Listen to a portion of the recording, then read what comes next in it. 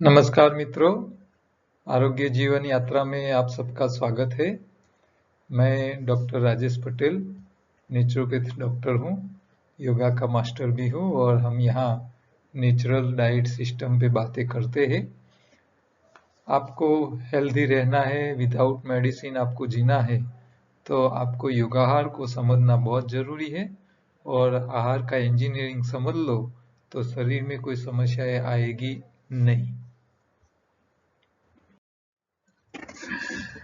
आपको मेरी बातें अच्छी लगती है तो आप अपने ग्रुप में, व्हाट्सएप ग्रुप में, फेसबुक में मेरी वीडियोस को आप शेयर कीजिए और जो लोग आपके अंगत है और बीमार है उनको आप सीधी बात बताने से अच्छा है कि उनको बोलो कि योगाहार की यूट्यूब चैनल पे जाए। वहाँ योगाहार हिंदी में पूरा कोर्स करके एक प्लेलिस्ट है, वो प्लेलिस्ट के सारे वीडियो एक एक करके देख ले।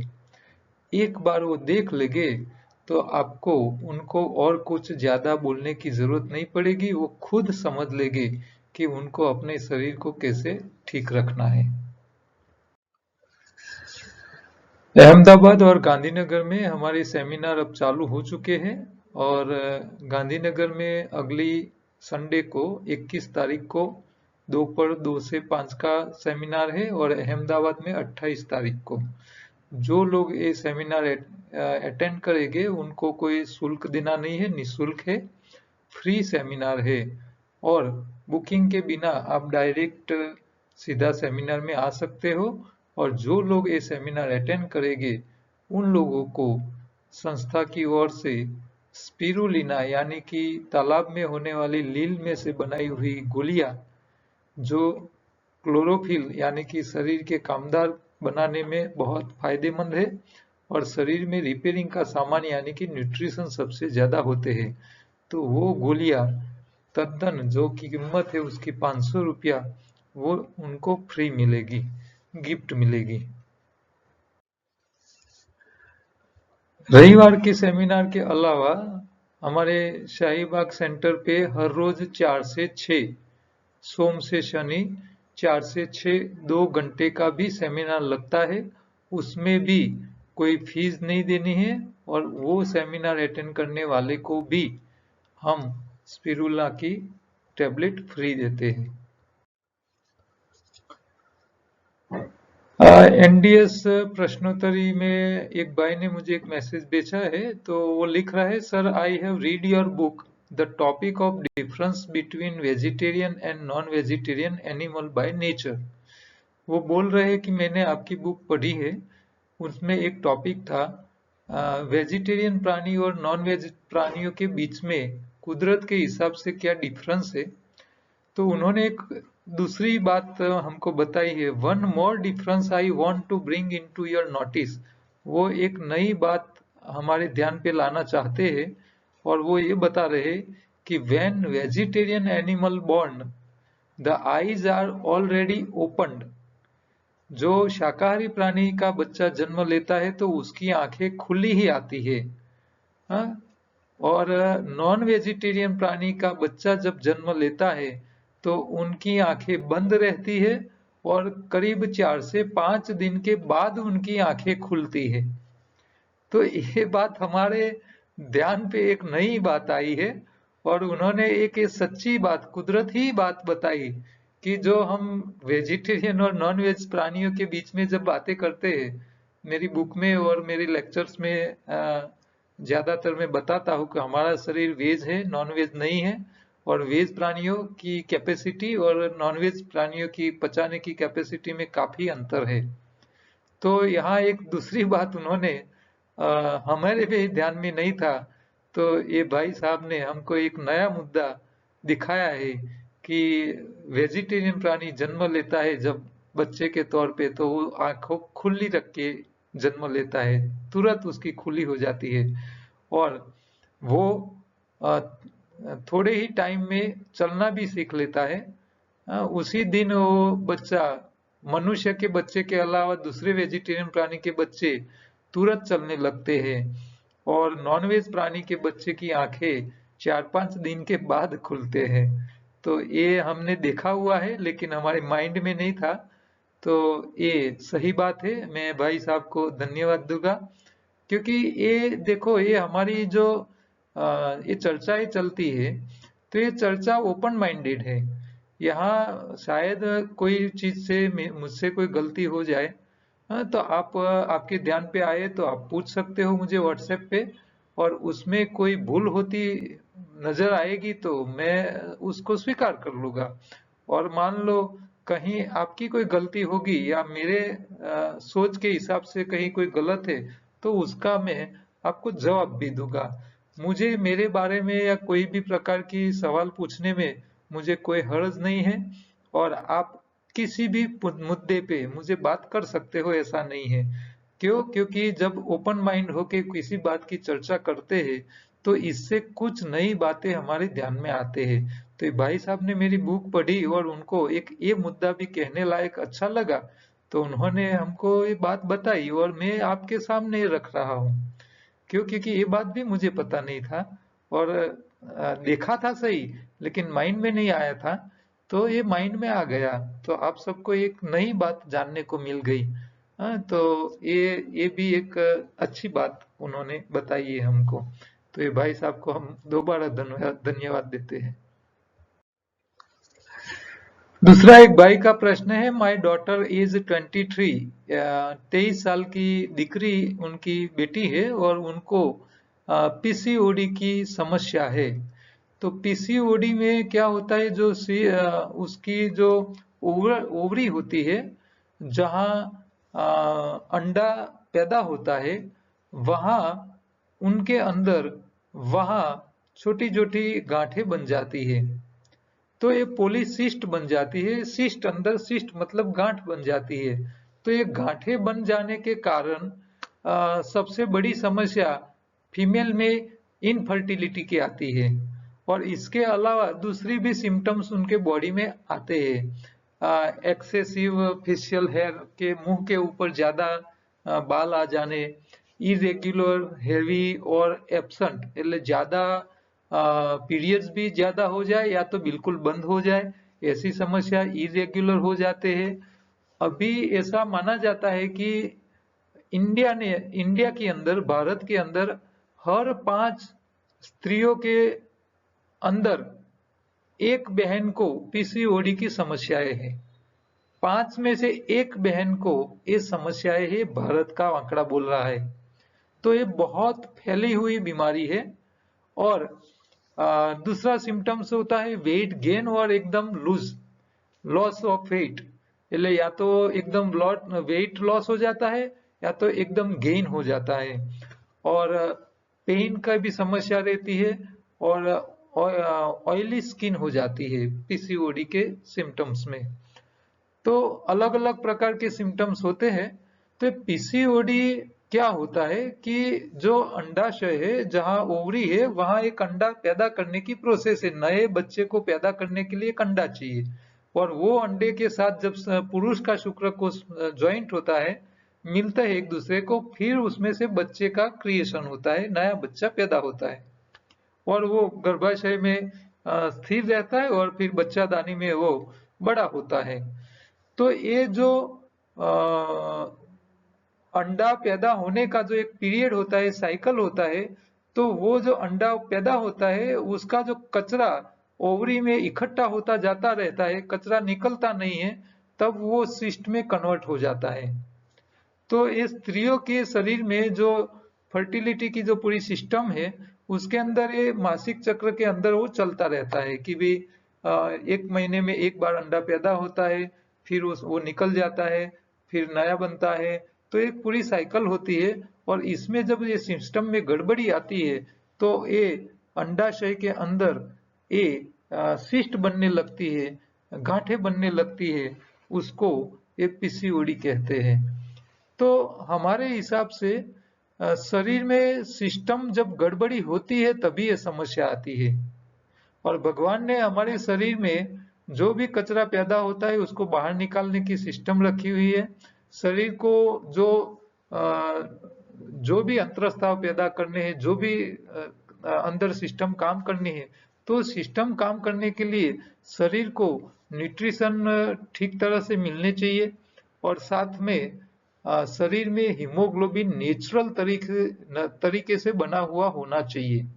ये पीसीओडी की समस्याएं मनुष्य के शरीर में सबसे ज्यादा है, लेकिन आप दूसरे वेजिटेरियन प्राणी देखिए, ज्यादातर आपको कहीं भी इनफर्टिलिटी की समस्या कोई दूसरे मनुष्य के अलावा दूसरे कोई वेजिटेरियन प्राणी के शरीर में नहीं है। क्यों नहीं है? क्योंकि वो टोटली दूसरे सब प्राणियां कुदरत के नियम के हिसाब से खुराक खाते हैं। एक मनुष्य ही ऐसा प्राणी है जो पका पका के खाता है, जरूरत के हिसाब से न्यूट्रिशन वाला या हरी पत्ती नहीं खाता है, और उसके हिसाब से ये नई नई समस्याएं आती रहती है। तो ये पीसीओडी मतलब एक प्रकार का कचरा ही है, उसको बाहर निकालना जरूरी है। और एक कचरा बाहर निकालने का काम दो तरीके से उनको करना है। एक तो हमारी जो सिस्टम है पूरी योगाहार की नेचुरल डाइट सिस्टम में, कि सुबह में एनिमल लिया करो, फास्टिंग करो एक टाइम का, 8 घंटे के बीच में ही खुराक खाए, हरी पत्ती सबसे ज्यादा खाए क्योंकि हरी पत्ती में क्लोरोफिल और न्यूट्रिशन सबसे ज्यादा है, और साथ में खट्टे फल भी खाना है। तो खट्टे फल शरीर में से कचरा बाहर निकालने का काम करेंगे, हरी पत्ती न्यूट्रिशन देंगे, और हरी पत्तियों का हरा रंग जो क्लोरोफिल है वो हमारे शरीर में नया खून बनाएगा, और नया खून जब बनेगा वो हमारे शरीर के पंच तत्वों को बैलेंस करने का काम करता है। हमारा जो खुराक है वही खुराक में से जरूरत के हिसाब से अग्नि, जरूरत के हिसाब से वायु, जरूरत के हिसाब से जल, और जरूरत के हिसाब से भूमि तत्व, और खुराक में से आकाश तत्व को भी बाहर निकालने का काम और वो जिम्मेदारी हमारी हीमोग्लोबिन की होती है। वही हीमोग्लोबिन जब पत्तियों में होता है तो क्लोरोफिल होता है, और क्लोरोफिल जब पत्तियों में होता है तो वो पंच तत्वों को इकट्ठा करके खुराक बनाता है। तो वही खुराक शरीर में आता है और वही पंच तत्व बाहर निकालने का। तो ये सारी सिस्टम को मैनेज करने की एक सिंपल व्यवस्था भगवान ने करके रखी है, और वो है क्लोरोफिल में से बना हीमोग्लोबिन, वो सारी सिस्टम को संभाल के रखता है। हमारे शरीर में जब तक नेचुरल हीमोग्लोबिन नहीं होगा तब तक ऐसी समस्याएं आती रहेगी। ये जवान जो दिकरिया है, बेटियां है, और जो नए जो यंग जनरेशन है, वो लोग हरी के नाम से कुछ नहीं खा रहे, सब्जी भी खाने से मना करते हैं। उनको तो रेडीमेड चीजें खानी ही आती है, और फास्ट फूड सबसे ज्यादा खाते हैं, शरीर को न्यूट्रिशन वाला खुराक ही नहीं दे रहे, इसके हिसाब से समस्याएं आ रही है। तो उन लोगों को डेयरी प्रोडक्ट बंद कराइए, पैकेज फूड बंद कराइए, कोल्ड ड्रिंक्स बंद करा दीजिए, और उनको 8 ही घंटे के बीच में खाना है। जितना टोटल खाते हैं इसमें आधा से ज्यादा कच्चा खिलाओ, और इसमें भी हरी पत्ती सबसे ज्यादा खिलाओ। खट्टे फल भी इतने ही जरूरी है। जो टॉक्सिन हमारे शरीर में ऑलरेडी जा चुका है, वो टॉक्सिन को बाहर निकालने का काम खट्टे फल से ही होगा। कचरा खट्टा फल ही निकालेगा, खट्टा स्वाद ही निकालेगा। तो ये छोटी बातें का ध्यान रखिए। आहार की इंजीनियरिंग की साथ ये छोटी सी बातें का ध्यान रख के आप डाइट बदलवा दीजिए, पीसीओडी की समस्या अपने आप ठीक हो जाएगी। उसके लिए उनको कोई दूसरी टेंशन लेने की जरूरत नहीं है। डाइट से बीमारियां आती है और डाइट से ही बीमारी जाती है। इसका मतलब ये हुआ कि हमारा खुराक ही हमारा रोग का कारण है, और हमारा खुराक ही हमारे रोग का समाधान है, समस्याओं का अंत ला सकता है। तो खुराक कैसा आप तय करते हो, इसके ऊपर आपके शरीर की बीमारी की लाइफ टकी हुई है। एक छोटी सी बात आपको बताऊं कि आप जब खेतों में फर्टिलाइजर डालते हो तो गोबर आप डालोगे, कुदरती खाद डालोगे, तो उसमें जो पैदा होने वाली सब्जी है या फल है, उसका टेस्ट, उसका रंग, उसकी स्मेल नेचुरल और अद्भुत होगी। और वही खेत में जब आप यूरिया डीएपी डालते हो, रासायनिक खाद डालते हो, तो उससे पैदा होने वाला हर फल, हर सब्जी आपको स्वाद में भी नहीं लगेगा, उसका टेस्ट नहीं लगेगा, जल्दी सड़ जाएगा, स्मेल भी नहीं आएगा, खाने में मजा भी नहीं आएगी।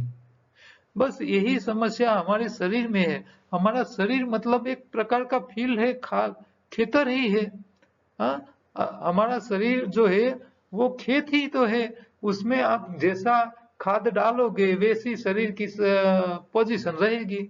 आप नेचुरल खुराक डालोगे शरीर में तो शरीर एकदम नेचुरल तरह कुदरत के नियमों से ही चलेगा, कोई समस्या नहीं रहेगी। दूसरे प्राणियों को समस्या नहीं है तो हमको क्यों रहे। ठीक है, तो ये भाई साहब को बोलूंगा, और जो लोग ये मेरे वीडियो देख रहे हैं वो खास, हाँ, उनके बेटे बेटियों को ये बातें बताए। हाँ, उन लोगों को खास ये समझना जरूरी है, क्योंकि जो बड़े हो चुके हैं, बुजुर्ग हो चुके हैं, वो लोग तो अभी 5, 10, 15 साल जिएंगे, उनको नए बच्चे पैदा नहीं करने हैं, उनको कुछ नया लंबा जीना नहीं है। लेकिन जो नई पीढ़ी है, यंग जनरेशन है, उन लोगों को अपने शरीर को संभालना बहुत जरूरी है। और संभालेंगे नहीं, अभी से शरीर इतना जो खराब रहेगा, तो वो जो नई जनरेशन पैदा करेंगे, नए बच्चे पैदा करेंगे, उन लोगों के शरीर में कैसी कैसी समस्या लेके आएंगे ना, वो तो हम अभी सोच भी नहीं सकते हैं। कितनी खराब हालत आने वाली है, बहुत खराब परिस्थिति आने वाली है। ये पीसीओडी हर 5 स्त्रियों के अंदर एक को है। हाँ, ये हमारा जो खुराक जहरीला हो चुका है, पेस्टिसाइड वाला हो चुका है। हाँ, रेडीमेड फूड खा रहे हैं, हाँ, पैकेज फूड खा रहे हैं, रिफाइंड चीजें खा रहे हैं। तो सारी चीजें आपको नई पीढ़ी जो पैदा करेगी ना, वो आपको इतना हैरान करके रखेगी, पूरी जिंदगी की आमदनी आपकी खलास कर देंगे वो लोग। इतनी खराब हालत आने वाली है। तो अभी से जाग जाओ, अभी से जागरूक हो जाइए। हाँ, हमारे शरीर को कड़ा कुचरा मत बनाइए। हाँ, ये लोग क्या क्या खा रहे हैं पता ही नहीं चलता है, और शरीर को संभालते नहीं है। लोगों की हालत देख के हमको ऐसा लगता है कि ये कितनी खराब परिस्थिति में लोग जी रहे हैं, उनको पता ही नहीं है क्यों ऐसी हालत हो रही है। ठीक है, तो लोगों को जागरूक कीजिए, नेचुरल डाइट पे उनको ले आइए। आप भले कुछ भी खाओ, लेकिन आधा से ज्यादा कच्चा खाइए। हरी पत्ती सबसे ज्यादा खाने का ध्यान रखिए। दूसरा एक भाई का प्रश्न है, हेलो सर, मारू नाम राठौड़ ભીખાભાઈ ડાયાભાઈ છે, नवा गाम बडेली, तालुको पालीताना, जिला भावनगर, गुजरात से है। मैं एनडीएस तारीख 3/1/2021 से शुरू કર્યું છે। હું બપોર સુધી નિર્જલા ઉપવાસ, બપોરે ગ્રીન જ્યુસ, પછી કાચો સલાડ, ફ્રૂટ સાંજે જમું છું। મને પ્રોબ્લેમમાં બીપી, ગભરામણ, ધબકારા વધવા, વજન 84 કિલો હતો, અત્યારે વજન ઘટ્યો છે। બીપી, ગભરામણ, ધબકારા બધું બરાબર થઈ ગયું હતું, પરંતુ છેલ્લા 5-6 દિવસથી પાછો આ પ્રોબ્લેમ શરૂ થઈ ગયો છે। જો બીપીની દવા લેવું તો સારું થઈ જાય છે। મારા વાઈફ પણ મારી જોડે એનડીએસ કરે છે, તેને શરદી ઉધરસની એલર્જી છે। આનાથી ઘણું સારું છે, પરંતુ સવારમાં ખૂબ જ શરદી તથા નાકમાંથી પાણી નીકળે છે, તો યોગ્ય માર્ગદર્શન આપશો સર। દિવસમાં એક વખત એનીમાં ફરજિયાત લઈએ છીએ। तो ये भाई साहब जनवरी से उन्होंने एनडीएस चालू किया है। शुरू में उनका जो बीपी का प्रॉब्लम था, घबराहट होती थी, हार्ट की जो बीट थे, हाँ, तो हार्ट के धबकारे थे वो जो ज्यादा थे, उनका वजन 84 किलो था, वो कम हो गया है और काफी फायदा हो चुका था। लेकिन पिछले 5-6 दिन से वो प्रॉब्लम दोबारा शुरू हुआ है। तो इसमें दो कारण हो सकते हैं। एक तो आपके शरीर में से आपने पूरा अभी वजन कितना हुआ है वो बताया नहीं है आपने, लेकिन मान लो आपका अभी वजन ज्यादा है, तो आप जब भी कच्चा खाते हैं, आपके खुराक में जब खट्टे फल ज्यादा आ जाते हैं, तो आपके शरीर का जो कचरा है, जो कोलेस्ट्रॉल है, ब्लॉकेज है, वो टूट के फिर दोबारा आपके खून में ज्यादा बढ़ते हैं। तो जो कचरा एक साथ ज्यादा निकलेगा तो आपके खून में वो ज्यादा आ जाएगा, खून ठीक हो जाएगा, गाढ़ा हो जाएगा और बीपी बढ़ सकता है। तो ये आपकी शरीर की समस्याएं पूरी कंप्लीट खत्म न हो जाए तब तक आपकी बॉडी की चेकअप करवाते रहिए, बीपी चेक करते रहिए, खून भी चेक करवाते रहिए 15 दिन में एक बार, तो आपकी हालत खरेखर क्या है वो पता चलेगा। तो आपको खाने में ज्यादा खट्टा खा रहे हो और आपका वजन अभी और भी कम करने की जगह बाकी है, तो आपको एक साथ ज्यादा खट्टा खा लेना नहीं है, नहीं तो इससे भी ये समस्या बढ़ती है। तो आप चेक कराइए और शरीर को धीरे धीरे क्लींस करिए। एक साथ जल्दी कचरा निकाल देने से भी ऐसी समस्या पैदा होती है। और वो लिख रहे हैं कि बीपी की दवा लेते हैं तो अच्छा हो जाता है, तो इसका मतलब है आपका बीपी भी गया नहीं है। आपके शरीर में से पूरा कचरा निकल न जाए तब तक आपको आपके शरीर का वॉच रखना है, चेक कराते रहना है, क्योंकि चेक नहीं कराओगे बीपी बढ़ा हुआ होगा और रात का खाने में भी आप कितना खाते हो वो भी हमको अंदाज नहीं आएगा, क्योंकि कई लोग दोपहर को कच्चा थोड़ा खाते हैं, रात को डबल डोज कर लेते हैं। तो ऐसा करने से भी शरीर में दिक्कतें दोबारा आना शुरू हो जाती है। तो खाने पीने में बहुत ध्यान रखना है। हाँ, जरूरत से ज्यादा कुछ भी खाओगे तो नुकसान करेगा ही। और कच्चे में तो नुकसान नहीं होता है, लेकिन पकाया हुआ खुराक में तो नुकसान 100% आ ही जाता है। तो आपको रात का खाना ध्यान रखना है। आप जो पकाया खा रहे हो, कैलोरी जो खा रहे हो, शक्ति वाला वजन कम करने का अभी चालू है, तो वो इतना जल्दी भी वजन कम कर नहीं लेना है कि ज्यादा कचरा हमारे खून में आ जाए। ठीक है, धीरे धीरे करके करो, चेक कराते रहो, बीपी चेक करते रहो। जरूरत नहीं है तो दवाई मत लो, लेकिन जब बीपी रहता है तो थोड़ी दवाई चालू रखनी जरूरी है। दूसरा, उनकी मिसिस को प्रॉब्लम है, उनकी वाइफ को, तो उनको सर्दी और एलर्जी रहती है। तो सर्दी और एलर्जी में दूसरा कुछ करना नहीं है। उनको वायरल वो एलर्जी है, नाक में से पानी निकलता रहता है सतत। तो उनको बोलो कि रात का पकाया जो खा रहे, इसमें डेयरी प्रोडक्ट खाते हो तो बंद कर ले, मीठे फल ज्यादा मत खाए, और सड़े हुए फल भी मत खाए। ये भी खास ध्यान रखे। और उनको कफ प्रकृति है तो वो थोड़ा गरम मसाले वाली चीजें, जो तीखी चीजें होती है, वो खुराक में कच्चे के साथ थोड़ा बढ़ाए। और मान लो ये करने से भी आपको राहत नहीं हो रही है, तो 1 या 2 दिन आपको निर्जला उपवास कर लेने से ये वायरल इन्फेक्शन या एलर्जी की समस्या में तुरंत राहत हो जाती है। एनिमा निर्जला उपवास के दिन आपको एनिमा हर 2 घंटे लेना है, तो पानी की शॉर्टेज नहीं होगी बॉडी में, और आपका शरीर एकदम क्लींस हो जाएगा। तो ये छोटी सी थोड़ा चेंज करने से हमारी जो समस्या आई है उसको हम कंट्रोल कर सकते हैं। तो जो लोग नए हैं उनको ये पूरा आहार का इंजीनियरिंग समझ लेना है। आंतों की सफाई के लिए एनिमा, छोटी आंत के लिए मल शुद्धि या त्रिफला, खून की सफाई के लिए परिश्रम करो, योगा करो, एक्सरसाइज करो, मजदूरी करो, पसीना निकालो, या नहीं कर सकते हो तो एक टाइम खाना छोड़ दो सुबह से दोपहर तक का। और आप खाने में खट्टे फल ज्यादा लेते रहिए, तो शरीर में आपने आज तक जो कचरा डाला है वो कचरा थोड़ा थोड़ा निकलता जाएगा। खान पीन में ध्यान रखना है, चबा चबा के खाना है, एसिडिक खुराक कम खाना है, मतलब पकाया बंद कर लेना है हो सके तब तक। अल्कलाइन ज्यादा खाना है, मतलब कच्चा ही ज्यादा खाना है। और शरीर को कैलोरी वाली चीज भी जरूरत के हिसाब से चाहिए। आपके शरीर में वजन कम करना है तो आपको कैलोरी वाली शक्ति वाला खुराक थोड़ा कम खाना है, जिसमें ताकत हो। मीठे, कार्बोहाइड्रेट्स वाले, प्रोटीन वाले और चर्बी युक्त पदार्थ जो है वो ताकत देते हैं। तो जिसको वजन कम करना है वो ऐसी चीजें कम खाए। वो खट्टे फल ज्यादा खाए जिसको वजन कम करना है, और पतले लोग खट्टे ज्यादा नहीं खाएंगे, नहीं तो वो और दुबले पतले हो जाएंगे। उनको ये ध्यान रखना है। शरीर में न्यूट्रिशन सबसे ज्यादा हरी पत्तियों में मिलेगा, और हरी पत्ती में 2 चीज मिलती है, हरा रंग और न्यूट्रिशन। हरा रंग हमारे शरीर में हीमोग्लोबिन में कन्वर्ट हो जाता है, जो हमारे शरीर के कारीगर के तौर पे काम करते हैं। ठीक है। और स्वाद में भी आपको ध्यान रखना है, कौन सा स्वाद कब खाना है, उससे क्या साइड इफेक्ट है वो ध्यान में रख के आपको स्वाद का क्वांटिटी तय करना चाहिए। ठीक है। तो ये आहार का इंजीनियरिंग पूरा समझ लेना बहुत जरूरी है।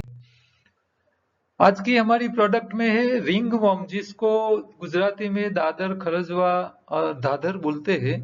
तो एक्जिमा या दाद, उसकी कोई दवा नहीं है, लेकिन हमने एक ऐसी अच्छी दवाई बनाई हुई है जो नीम, करंज, गार्लिक, टी और लेमन ग्रास और कोकोनट में से एक्सट्रैक्ट निकाल के ऑयल में से एक क्रीम बनाई है। वो रिंग वर्म की स्किन की जो प्रॉब्लम है उसमें अद्भुत रिजल्ट देता है। अद्भुत। ऐसा हमारे ध्यान में नहीं आया है आज तक कि किसी को ये रिंग वर्म की समस्या हो और हमारी क्रीम लगाई हो और उसको फायदा ना हुआ हो। अद्भुत रिजल्ट मिलता है।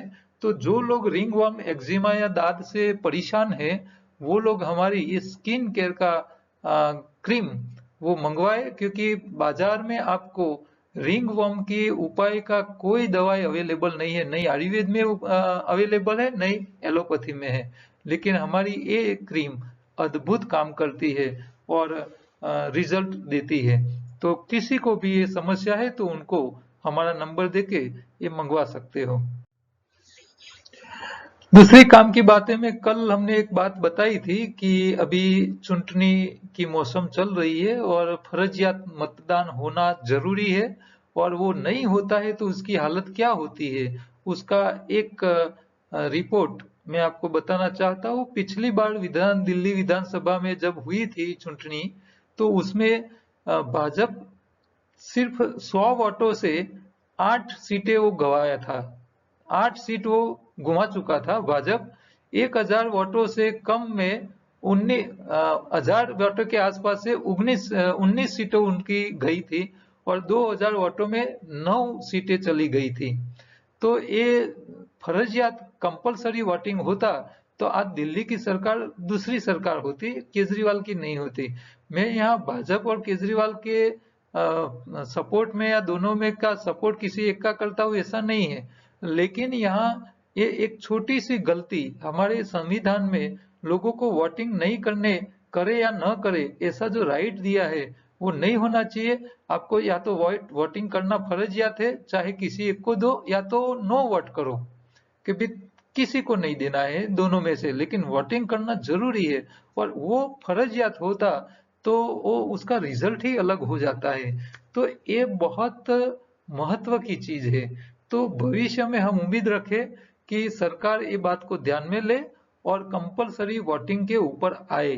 हाँ, जो लोग आलसी लोग हैं, हाँ, वो लोगों को आपको वोटिंग नहीं करना है तो इसके पीछे कुछ रीजन होना चाहिए, और आप वोटिंग करने जाते नहीं हो, फिर सरकारों को उंगली देते रहते हो, बताते हो ये सरकार ऐसी है, काम नहीं करती है, नेता ऐसे है। तो आप खुद जब ध्यान नहीं रखोगे तो आपके नेता ऐसे ही आएंगे ना। हाँ, वोटिंग करने के तो निकलो कम से कम। तो हम यहाँ योगाहार पे जो बातें करते हैं सिर्फ शरीर के लिए नहीं, हमारे जीवन के लिए अच्छी बातें का भी चर्चा में लेते हैं, और वो अच्छी बातें कोई न कोई सुनेगा तो उसका फायदा दूसरे को मिलेगा और भविष्य में हमारे देश को ही फायदा रहेगा। ये लॉकडाउन के टाइम में भी मैंने काफी समय पहले एक बार ये मेरी इच्छा मैंने जताई थी कि हफ्ते में 2-3 दिन तो छुट्टी रहनी चाहिए, 4-5 दिन ही काम करना चाहिए। तो आप इतना काम करो और बाकी आनंद से जी पाओ अपने फैमिली के साथ। तो अभी 2-4 दिन पहले ही मुझे मैसेज मिला, न्यूज़पेपर में था कि सरकार ऐसा सोच रही है कि हफ्ते में 3 दिन छुट्टी देनी है और हर रोज जो काम का आवर्स है उसमें 1 या 2 घंटा ज्यादा कर लेना है, तो हर व्यक्ति अपनी फैमिली के लिए 3 दिन निकाल के दे सके। तो ये बहुत अच्छी बात है, क्योंकि लोगों के पास टाइम ही नहीं है अपने फैमिली के साथ बैठने का, कहीं आने जाने का टाइम नहीं है। और 3 दिन की छुट्टी, 1-1, 2-2 घंटा ज्यादा काम कर लो, एक दिन और छुट्टी मिल जाएगी। तो इससे फायदा ही रहेगा फैमिली मेंबर्स को, लोग जो कुटुंब में रहते हैं, बच्चे, घर के फैमिली मेंबर्स एक दूसरे के साथ ज्यादा रह पाएंगे। कहीं प्लानिंग करना है, घूमना है, फरना है, प्रवास करना है या कोई अवसर प्रसंग है तो इसमें आप काम कर सकते हो, तो आपकी लाइफ को आप ज्यादा एंजॉय कर सकते हो। विदेश में तो 2 छुट्टी सब डेवलप कंट्रियों में ऑलरेडी है, सैटरडे संडे दोनों दिन छुट्टी रहती है, उस दिन किसी को कुछ काम नहीं करना है, अब एंजॉय करना है। तो लोग वहां 5 दिन काम करते हैं और 2 दिन मजा करने के लिए चले जाते हैं बाहर कहीं भी घूमने के लिए। तो जीवन, मनुष्य का जीवन ये वो कच्ची घानी के बेल की जैसी तो नहीं होनी चाहिए कि सुबह उठे और शाम तक एक ही काम में लगे रहे, मजदूरी मजदूरी करते रहे, घर के लिए भी टाइम नहीं निकाले, अपने बच्चों के लिए टाइम नहीं निकाले, और ये मजदूरी इतनी करे कि वो मजदूरी से अपने बच्चों का पालन पोषण भी नहीं कर पाए। इतनी कम मजदूरी मिले तो वो बेचारे पूरी जिंदगी मजदूरी में से ही बाहर नहीं आएंगे, तो सुख तो कहाँ मिलेगा उनको। सुख बहुत जरूरी है, जीवन में आनंद नहीं है। देखो ये जंगल में रहने वाले दूसरे प्राणी को किसी को कोई प्रकार का दुख है, आनंद से मजा से जी रहे हैं। एक मनुष्य ही ऐसा है जिसके जीवन में आनंद नहीं है, और ऊपर वाले ने आनंद मिल सके इसके लिए दिमाग दिया है, और दिमाग का गलत इस्तेमाल करके पूरी अपने जीवन में सिर्फ दुख के अलावा कुछ नहीं ला रहा है। तो ये आपको आनंद पूर्वक जीना है, जीवन जीना है, तो योगाहार समझ लो। पहले शरीर को ठीक रखो, आपका शरीर ठीक होगा तो आपके जीवन में आनंद भरपूर मिलेगा। ठीक है,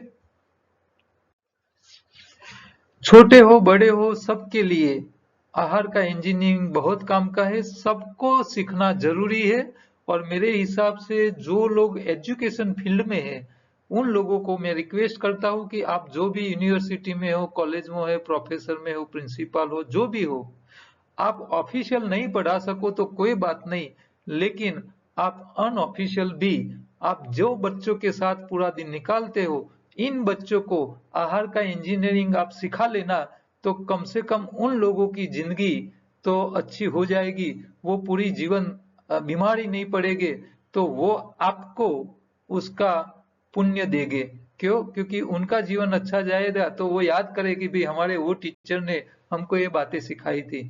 चाहे अपनी सरकारी अभ्यासक्रम में डाले या न डाले, लेकिन आप अपने बच्चे को ये बातें जरूर सिखाना, इतनी मेरी आपको पर्सनल रिक्वेस्ट है। योगाहार की किट जो है वो आप हमारे पास से मंगवा सकते हो। इसमें पूरी शरीर को कैसे संभालना है, शरीर को न्यूट्रिशन और रिपेयरिंग का सामान, सारी बातें का इकट्ठा करके हमने पूरी किट बनाई है, तो आप हमारे पास से मंगवा सकते हो। योगाहार की ई बुक भी अवेलेबल है, अमेजोन पे भी है और हमारे पास से भी मंगवा सकते हो। और हमारा फूड विथ लाइफ का एक दूसरा यूट्यूब चैनल है, वहां आपको अच्छी खाने पीने की चीजें भी मिल जाएगी, आप ये भी देखते रहिए। घर के सारे सब्जियों के लिए अच्छी अच्छी चीजें बनाइए, मस्त टेस्टी चीज बनाइए और आनंद पूर्वक खाओ पियो और मजा करो और बीमार न रहो। यही अपेक्षा के साथ कल दोबारा मिलेंगे। और ये छोटा सा मैसेज भी जाते जाते याद रखिए, उसका भी हो सके वहां प्रयोग कीजिए। कल दोबारा दूसरे प्रश्न और अच्छी काम की बातों के साथ दोबारा मिलेंगे। नमस्कार।